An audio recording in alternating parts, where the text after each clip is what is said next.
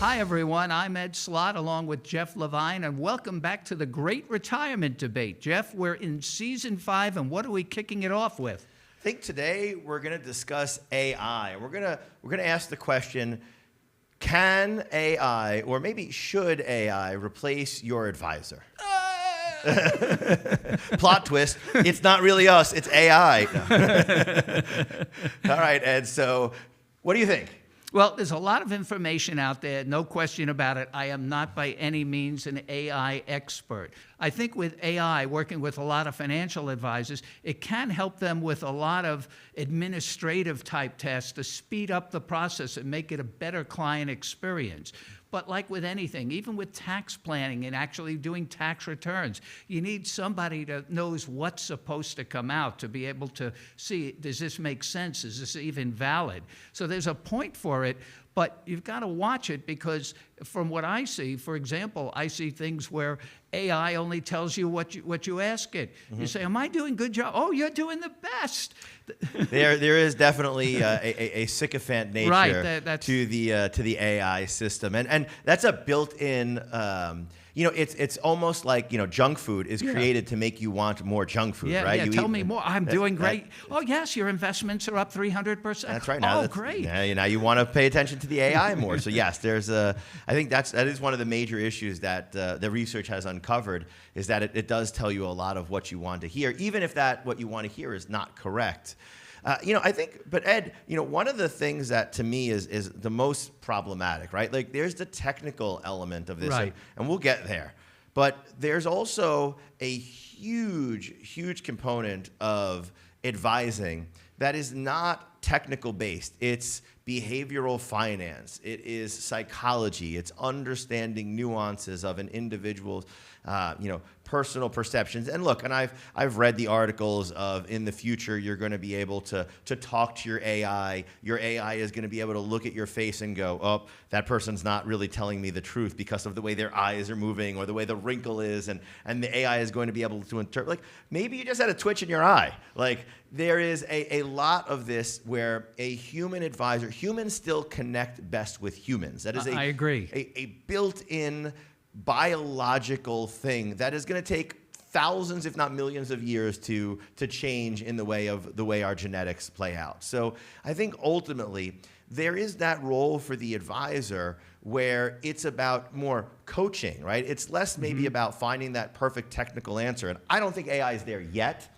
But even if AI could, in theory, provide every single correct technical answer, it's the doing things. There's a great book. Dr. Moira Summers wrote Advice That Sticks.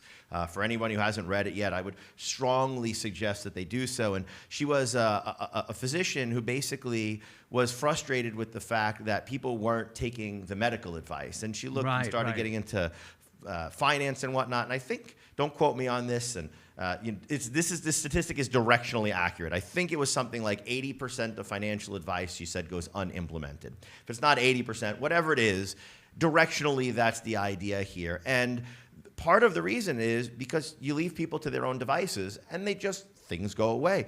AI cannot do that. It can't do for you. It can help coach you. It can help get you the answers. But at the end of the day, that human advisor is still going to be the best to hold you accountable. And you know what, Ed? If you're using AI and it goes wrong, here's the best thing. It's only you to blame. It's unaccountable. That's right. There are a lot of people out there who need somebody else to blame if something goes wrong. Yeah, let me go back. You hit an interesting point, which I've had experience with, the doctor example. I've had many, as you know, doctor clients, as tax clients over the years, and I've done the estate planning and tax planning, and they too don't take the advice. So it's funny, a doctor wrote that, and I remember telling a client once, I said, if I came into your office and I had something and you prescribed something and I didn't want to pick up this prescription or use it, what would you say? What are you, crazy? Right, but I'm telling you what to do this, that, and they don't do it. So look in the mirror for that stuff. But it's the relationship. It's very hard to replace a personal relationship. And people people, we're talking about the great retirement debate, right? Retirement being the key word. That involves where huge sums of money in IRAs, 401ks, Roth IRAs. This is not only one of the most complex areas of the tax code, but the most unforgiving. Some mistakes are permanent, unchangeable, etched in stone. You're not going to have a second chance. Here's a perfect example. You ask AI, should I do a Roth conversion? Oh, yeah, you're very smart. And you convert $2 million of your $2 million IRA. You can't undo that. You can't go back to AI. I have this tax bill. Maybe I should have done less. You're right. You should have done less.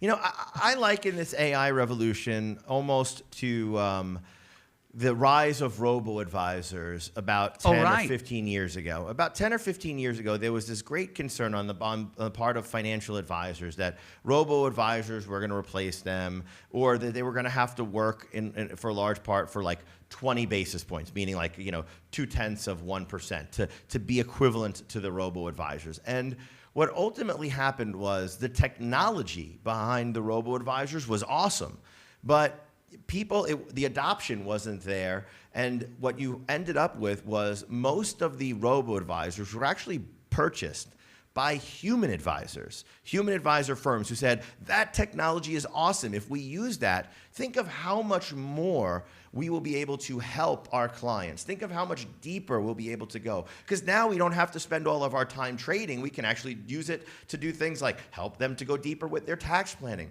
help them to go deeper with their estate planning. And indeed, that's what we've seen, an evolution towards the advisor being able to do more and accomplish more and go deeper for individuals because they let technology handle some of the other stuff. Right, like the administrative stuff. That's right. I think and research, AI for research. Absolutely.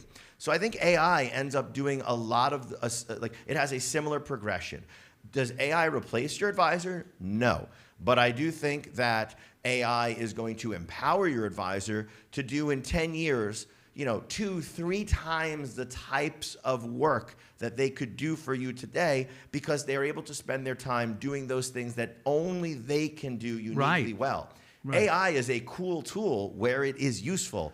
For efficiency. That's right, for efficiency. But it's very hard for me to imagine a scenario where you just talk to your robot overlords and you do exactly what they want. Not over what may be the largest account you've ever owned. Not only that, AI is not a long-term planner. They react to world events. Oh, there's a war. You should sell everything. And stuff like that is coming out, we see. Retirement is a long-term big plan. You have to plan with the end in mind. What do you want for your kids and grandkids? And how far out should this go? Yeah, and look, it's going to evolve over time. It is getting better. It is scary how quickly AI is developing. It is, I kind of joked as we were starting here, it's not even us, but the reality is, in a few years, it could really not be us, and people might not know it.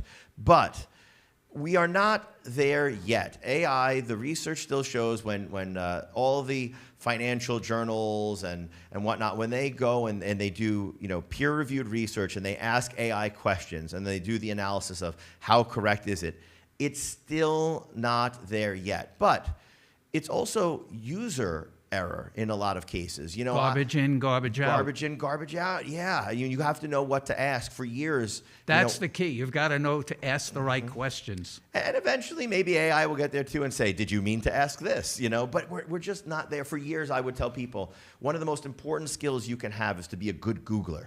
Right?